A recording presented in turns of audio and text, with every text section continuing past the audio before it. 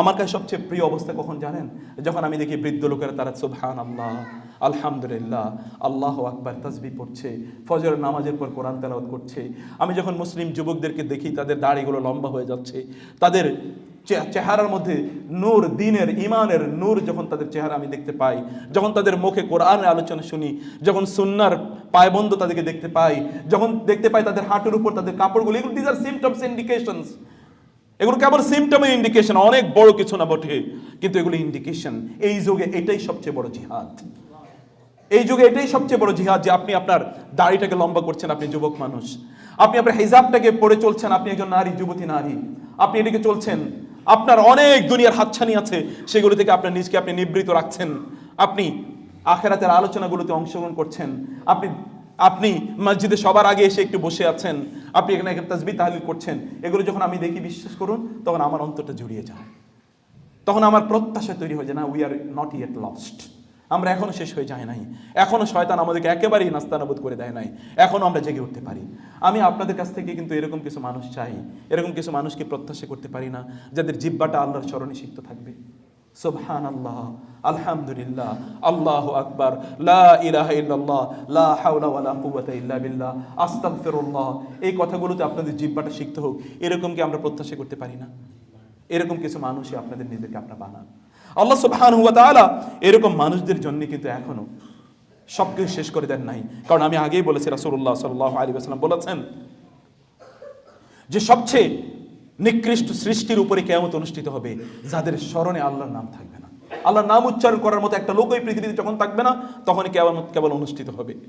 আপনারা আল্লাহ সুবহানাহু ওয়া তাআলার নাম উচ্চারণের মাধ্যমে কিয়ামত এবং কিয়ামতের যত আলামত আছে এগুলোকে আপনারা ডেফার করে দিতে পারেন। কিয়ামত কিন্তু আপনি ঠেকাতে পারবেন না, কিন্তু কিয়ামতের আলামত যেন আপনি না হন, কমপক্ষে এতটুকু আপনি করতে পারেন। আপনি নিজে কিয়ামতের আলামত হবেন না। আল্লাহ সুবহানাহু ওয়া তাআলা রাসূলকে বলেছেন, ওয়াসাব্বিহ বিহামদি রাব্বিকা ক্বাবলা তুলুইশ শামসি ওয়া ক্বাবলা গুরুবিহা ওয়া মিন আনাইল লাইলি ফাসাব্বিহ ওয়া আতরাফান নাহারি লাআল্লাকা তারদা। বিশ্বাস করুন, আপনাদের টেনশনের অভাব নাই, চারিদিকে কেবল টেনশন, হতাশা, ইত্তকার আপনাকে পেয়ে বসেছে। এগুলো কোনোটাই আপনাকে মুক্তি দিতে পারে নাই। সবকিছু থেকে আপনি সবকিছু আপনাকে টেনশন প্রদান করছে। এগুলো থেকে যদি আপনি বাঁচতে চান, তাহলে আল্লাহ সুবহানাহু ওয়া তাআলা তাসবিহ পড়তে হবে। আল্লাহ নিজেই সে কথা বলছেন, লাআল্লাকা তারদা, তাহলে তুমি সন্তুষ্ট হবে। আর রেদা, এখন তো আপনার সন্তুষ্টি নাই, কোথাও কোনো সন্তুষ্টি আপনি পাচ্ছেন না, না বাসায় সন্তুষ্টি আছে, না চাকরির স্থলে, না ব্যবসা বাণিজ্যে, না দেশে, বা না বাইরে, কোথাও আপনার কোনো সন্তুষ্টি নাই, না সমাজে, না সমাজের বাইরে, কোথাও আপনি সন্তুষ্টি পাচ্ছেন না। সন্তুষ্টি পাওয়ার জন্য যে মেকানিজম আছে, সে মেকানিজম বাদ দিয়ে দিলে তো আপনি সন্তুষ্টি পাবেন না, আপনি পরিতৃপ্তি পাবেন না, আপনি প্রশান্তি পাবেন না। আল্লাহ তাআলা বললেন, ওয়াসাব্বিহ বিহামদি রাব্বিকা ক্বাবলা তুলুইশ শামসি ওয়া ক্বাবলা গুরুবিহা, সূর্য ওঠার পূর্বে, সূর্য অস্তমিত যাওয়ার পূর্বে, এবং রাতের কিছু অংশে তুমি আল্লাহর তাসবিহ পড়ো, আল্লাহ সুবহানাহু ওয়া তাআলা তাসবিহ পড়ো। ওয়া আতরাফান নাহারি, এবং দিনের দুই প্রান্তে তুমি তাসবিহ পড়ো। সকালের ফজরের সালাত, যোহরের সালাত, আসরের সালাত, মাগরিব এবং এশার সালাতের কথা আল্লাহ তাআলা বললেন। একবার মনে রাখবেন, তাসবিহ মানে হচ্ছে শ্রেষ্ঠতম ইবাদতকে আল্লাহ তাআলা তাসবিহ হিসেবে উল্লেখ করেছেন। তার তাসবিহর কি মর্যাদা হতে পারে চিন্তা করে দেখুন। শ্রেষ্ঠতম ইবাদত মানে হলো সালাত।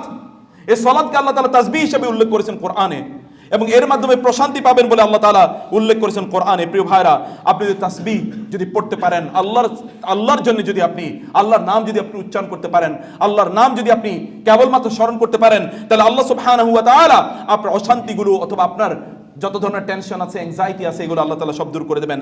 ওয়ালাকাদ না'লামু আন্নাকা ইয়াদিকু সাদরুকা বিমা ইয়াকুলুন ফাসাব্বিহ বিহামদি রাব্বিকা ওয়া কুম মিনাস সাজিদিন ওয়া'বুদ রাব্বাকা হাত্তা ইয়াতিয়াকাল ইয়াকিন। রাসূলকে আল্লাহ তাআলা বললেন, আমি জানি ওরা আপনাকে যে সকল কথাবার্তা বলে, গালিগালাজ করে, ইত্তকারের কারণে আপনার অন্তরটা কি খুবই সংকীর্ণ হয়ে আছে। আন্নাকা ইয়াদিকু সাদরুকা বিমা ইয়াকুলুন ফাসাব্বিহ বিহামদি রাব্বিকা ওয়া কুম মিনাস সাজিদিন।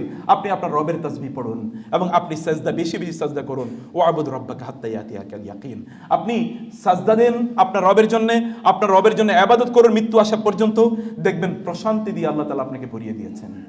আমি অন্য সময় আপনাদেরকে বলেছিলাম, যদি ব্যাপারটা এরকম হয়, আল্লাহ তাআলা যে বলেছেন আপনাদের আল্লাহ তাআলা বলেছেন আপনাদের সন্তান এবং আপনাদের স্ত্রীরা তারা যেন আপনার জন্য কুররাত আয়ুন হয়, আপনার জন্য অন্তরকে প্রশান্তকারী এবং চক্ষুকে শীতলকারী হয়।